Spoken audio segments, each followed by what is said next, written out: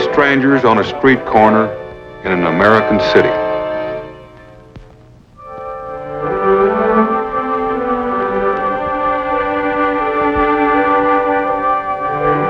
Three generations from different backgrounds. Yet these three men have much in common. Each has been a soldier in the United States Army. The gentleman with the graying hair can still remember the beachhead at Salerno in 1943, when he came in on the first wave of General Mark Clark's assault troops.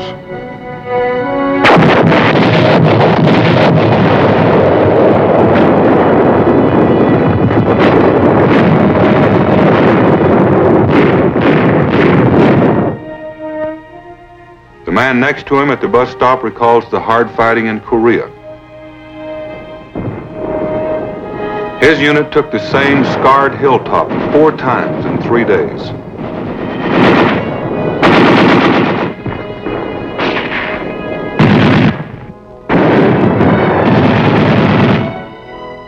For this young man, the memory of combat is so fresh he can still smell the mixture of aromatic rice patties and burnt cordite, which will always remind him of Vietnam.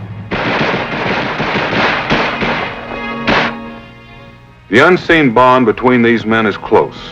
They've all known combat, they've all been infantrymen, and they have all known what it is to have earned the High Infantry Award of the Silver Rifle.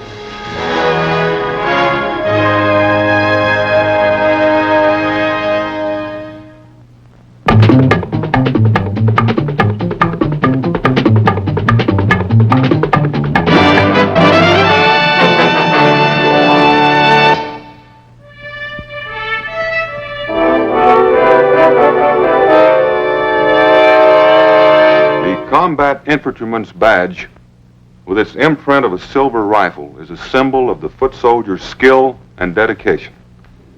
Today you will see something of the heritage of sacrifice and achievement behind this emblem, and how it was developed in various forms to honor the American infantryman.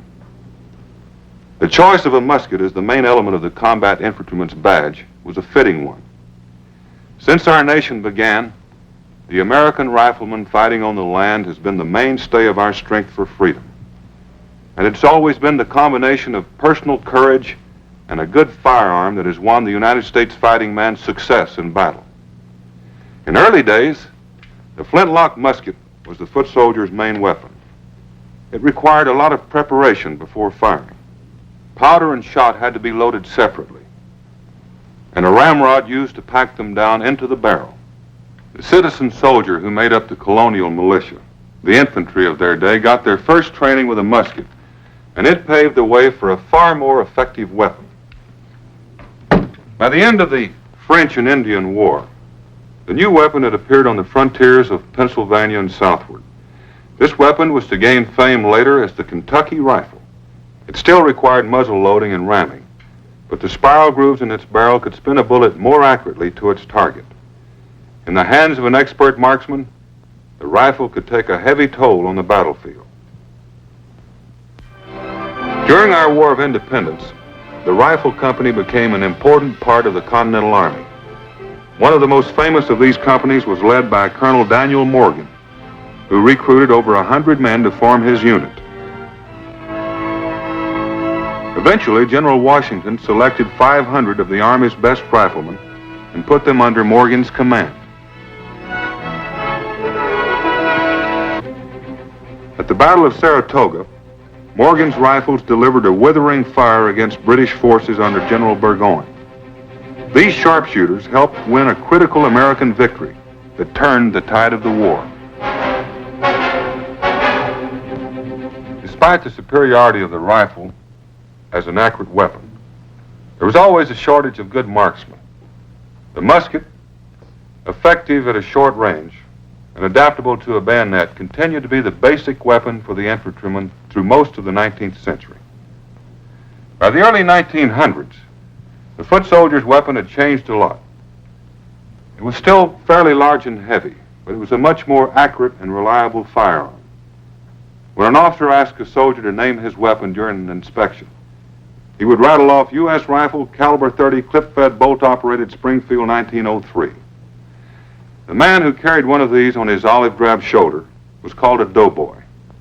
but he was still what his great-grandfather had been, the soldier on foot with a well-cared-for weapon and the job of taking ground and holding it. And like his grandfather, he was good at his job. During the first few years of the new century, if rifles were in short supply, he trained with wooden models. No branch of the Army is more exacting in its physical demands on the soldier than the infantry. By the early 1900s, following the Spanish-American War, our military planners recognized the need for a strong infantry establishment in the United States Army. Infantry training during this period reflected the hand-to-hand combat typical of battle in the previous century. The bayonet was still important to the foot soldier, whose order of the day remained engage and defeat the enemy.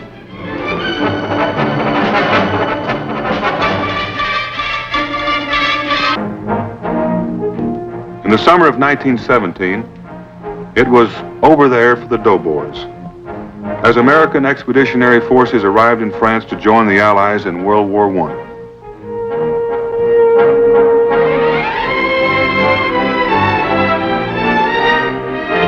The commander of the AEF was General John J. Pershing, a natural leader, a thorough organizer, and a strict disciplinarian. He began military operations in France with a U.S. Army of about 200,000 men. Before the fighting was over, more than 2 million men made the trip across the Atlantic to the battlefields of France. The names are famous in military history. Soissons, Reims, Château-Thierry, the Somme, Belleau Wood. This was a war of massive infantry advances in the face of heavy enemy fire. It took courage and it took skill to go over the top. And it took a lot of men to do it.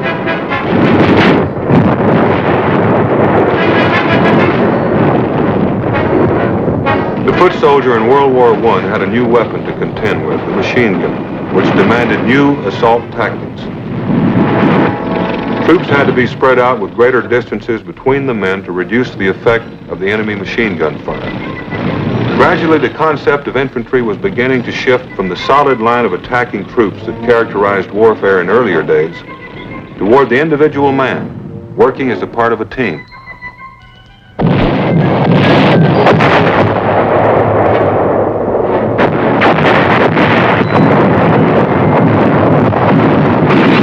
Throughout history, the foot soldier has always received support from other Army elements. In the First World War, the tank, developed by the British, moved successfully against the enemy's machine guns and provided effective support for infantry attack. But more than in any war up to that time, the infantryman found himself faced with the challenge of making his way in battle largely on his own initiative, with only his weapon, his courage, and his belief in his cause to see him through.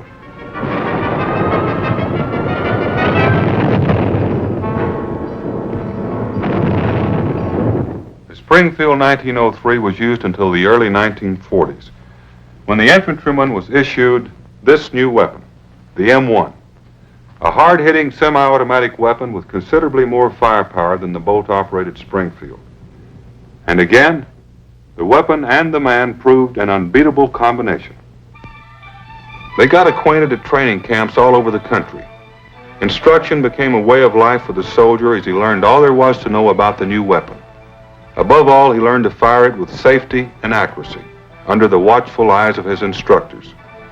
While mastering the M1 as his new basic weapon, he had to learn to operate a whole new group of infantry weapons. The submachine gun,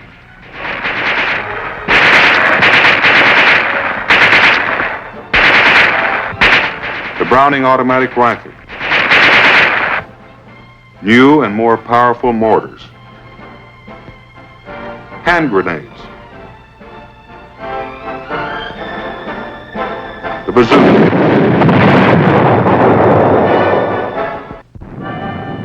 the flamethrower. The infantryman had to learn to adjust to complex enemy defensive measures, such as landmines and booby traps. But now, more than ever, the foot soldier learned to fight as a part of a team, to work out intricate field problems for squad or platoon.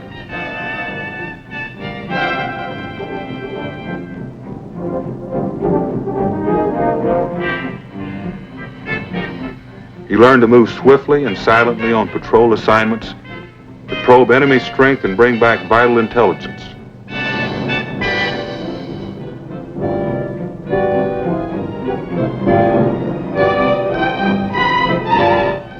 Special types of infantry troops were developed, such as mountain forces, capable of operating on rugged hill terrain.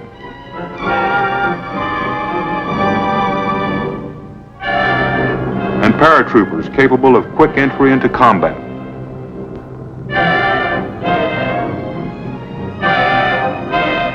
Gradually, the concept of the foot soldier as a specialist in the infantry arts began to affect the makeup of the regiments and divisions. The traditional skill of the American rifleman adapted quickly to handling the new automatic firing equipment aided by an arsenal of latest combat weapons. This new breed of individual infantry experts was about to meet the greatest military challenge in American history, the Second World War. In the East, they would face a strong, aggressive military force bent on Pacific conquest.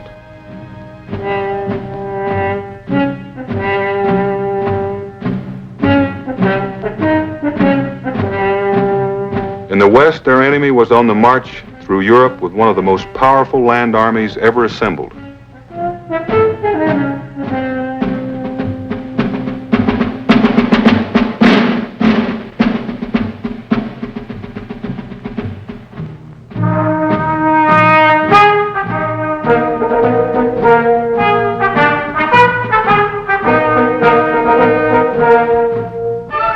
To provide arms and equipment for the vast number of foot soldiers and other military components we were to send overseas, American industry, in cooperation with military planning and research, mobilized its resources. As never before, a nation drew its battle lines behind its fighting men and gave them not only the means to fight, but the spirit and the will.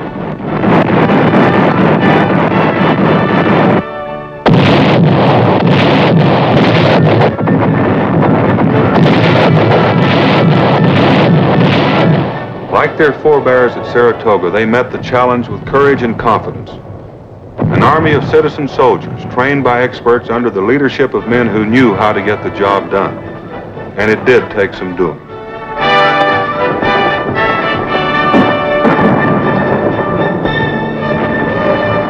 Mobility without precedent in the history of warfare took the U.S. foot soldier of World War II far from his shores.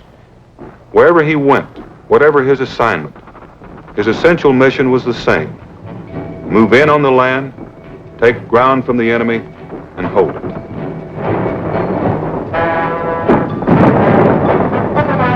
And it wasn't a one unit or one team job either. The infantrymen learned to work with other branches of the service. Armor helped blaze a path for him. Artillery softened up enemy concentrations.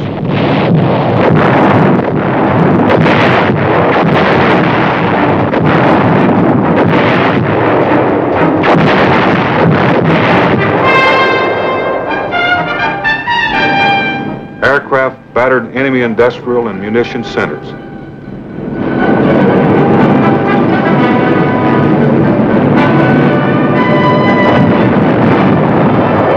But when it came to inch-by-inch footholds on enemy soil, flushing out snipers and securing each foot of ground, when it came to the final confrontation, the foot soldier was there.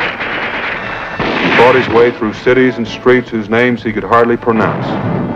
The rifle was his mark of courage, and he carried it with pride and determination.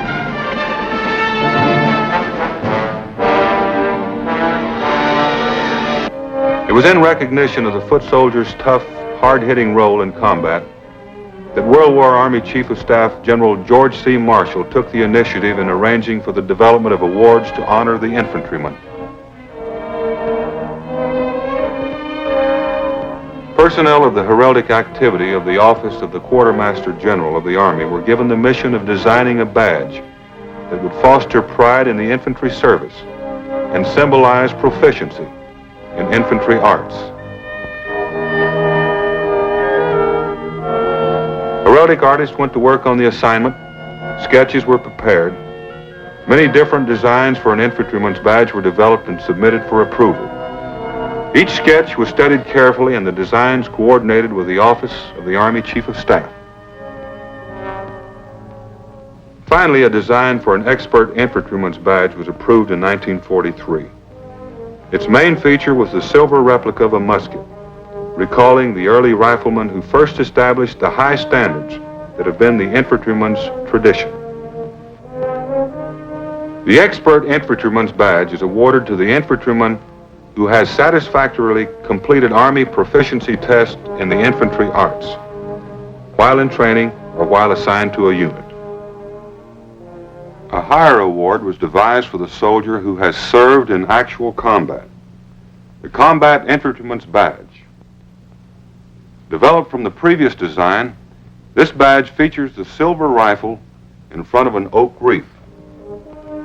Under provisions of Army regulations, the Combat Infantryman's Badge may be presented to an infantryman in the rank of colonel and below who has served against an enemy in ground combat. The U.S. foot soldier who won his silver rifle in World War II took it to places which neither he nor history will ever forget, from the beaches of Normandy to the atolls of the Pacific. The silver rifles probed the enemy, moved in, and defeated him in battle. Within 5 years after the close of World War II, the foot soldier had a new assignment.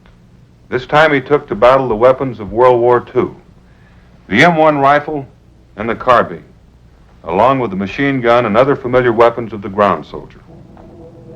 Objective: stem the aggression of the North Korean forces which had descended into South Korea.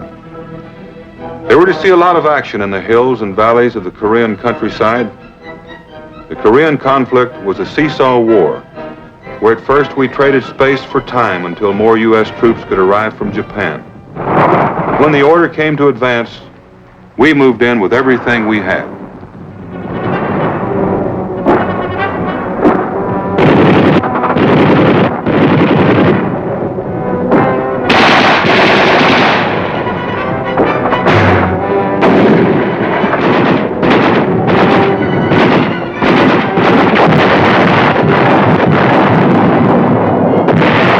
The rough terrain of Korea restricted the use of armor.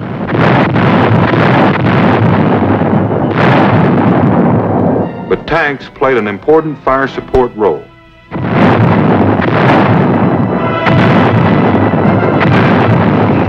However, it was the foot soldier who had to dislodge the enemy from cities and take the high ground. This time the battle names were Pusan, Seoul, Incheon. There was a hill called Old Baldy and another named Heartbreak Ridge. And whichever way the battle line moved, the infantryman was there, still the critical factor in the outcome of battle.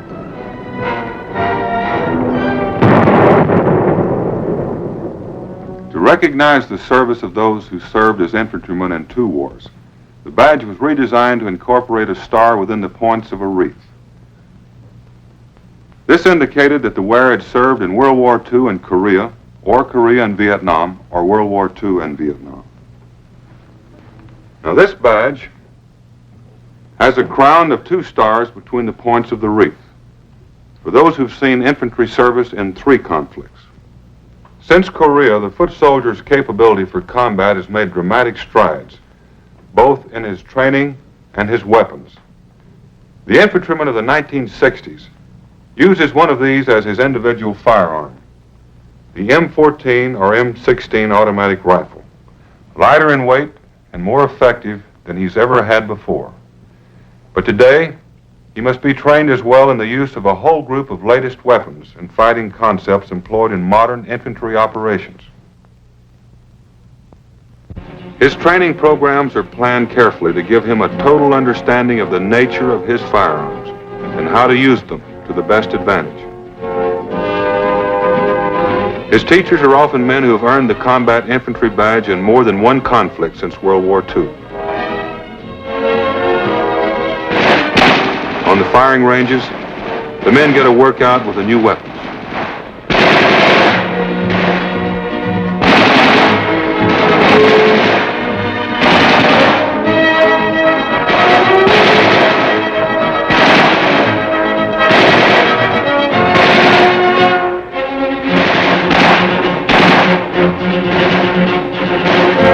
A unique hand launcher adds range and greater firepower to the grenade.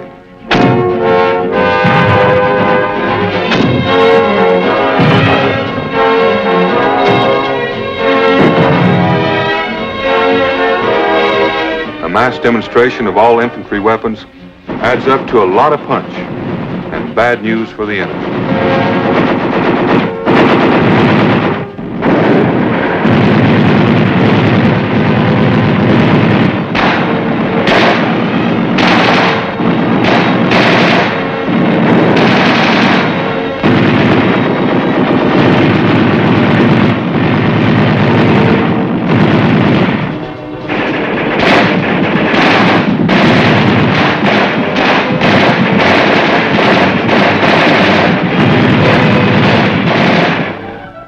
Advanced communications have given the foot soldier a better maneuver capability.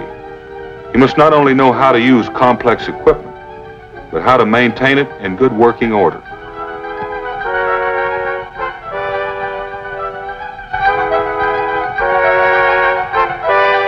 Modern field communications are compact and provide great flexibility in coordinating combat activities of widely dispersed units.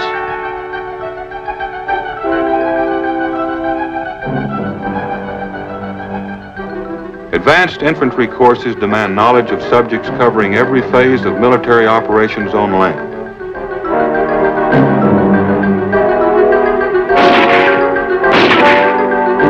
The intelligence and initiative of the modern American infantryman are at a level unparalleled in history, just as the challenges he faces in modern combat are more complex and demand more judgment, maturity, and insight than ever before. At Infantry Officer Candidate School, Fort Benning, Georgia, the qualified foot soldier goes through a program of specialized training that will prepare him for leadership in the infantry. Each man is carefully observed during his training for skill and reasoning ability and problems of command.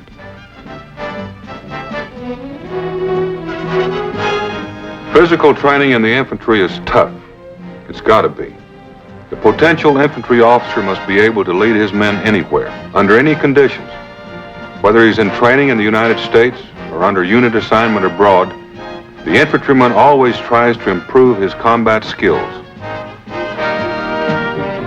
At this U.S. Army Advanced Individual Training Center in South Korea, the foot soldier continues his military education in all phases of the infantryman's art.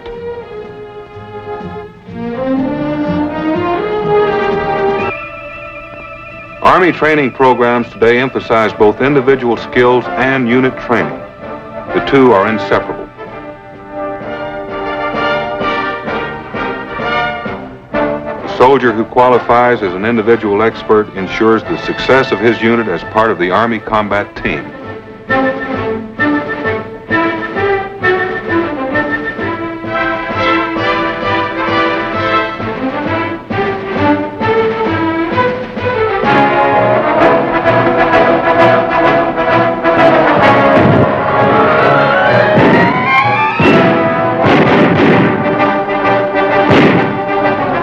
New mobility techniques have revolutionized a foot soldier's ability to move to his assignment. The armored personnel carrier takes him to battle with protective cover against small arms fire.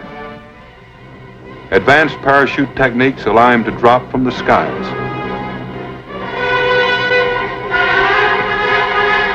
The helicopter puts him down in hard-to-get places where he can strike swiftly into the very nerve center of enemy forces.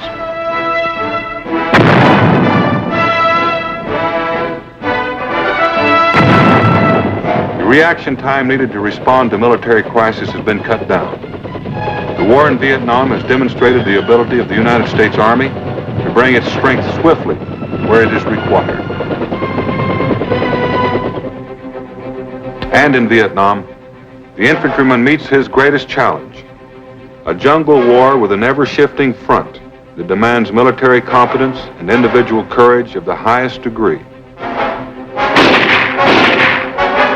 No matter how he is brought into combat, the final job must be done on foot, by men trained to maneuver on the most difficult countryside, by men able to move and fire and take an objective, by the man with his boots in the mud, a weapon in his hand, and a job to be done.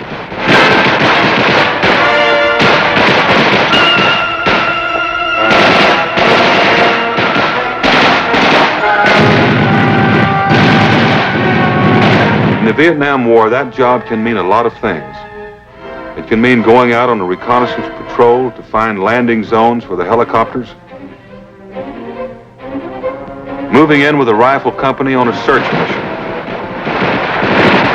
patrolling a deserted village that may conceal Viet Cong snipers.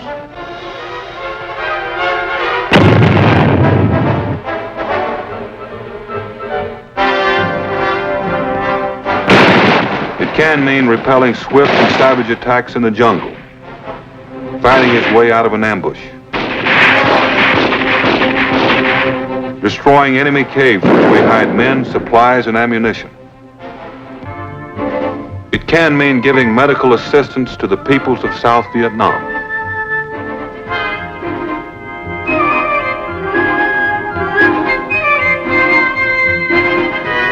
Or acting as ambassadors at large in waging war on political, economic, and psychological fronts. Each individual American soldier who moves among our foreign allies is a diplomat warrior, carrying out the policies and aims of our country. But first and foremost, today's foot soldier in the United States Army is a fighting man. His one mission has remained the same through all of our history. Find them, fix them, and finish them. For generations, the exploits of the American infantryman have been celebrated in song and story. But nowhere has his dedication been more vividly portrayed than in this dramatic verse written by an Army officer after the Korean War. I am the infantry, queen of battle. I meet the enemy face to face, will to will. For 2 centuries, I've been the bulwark of our nation's defense. I am the infantry. Follow me. Both hardship and glory have I known. My bleeding feet stained the snow at Valley Forge. I pulled an oar to cross the icy Delaware, tasted victory at Yorktown, and saw our nation born. Wherever brave men fight and die for freedom, you will find me. I am always ready, now and forever. I am the infantry, queen of battle. Follow me. Those few lines taken from this distinguished tribute to the United States foot soldier are summed up in the Combat Infantry Badge, a proud emblem, symbol of an honored brotherhood, tested under fire and worn by men worthy of the highest respect from the nation they serve.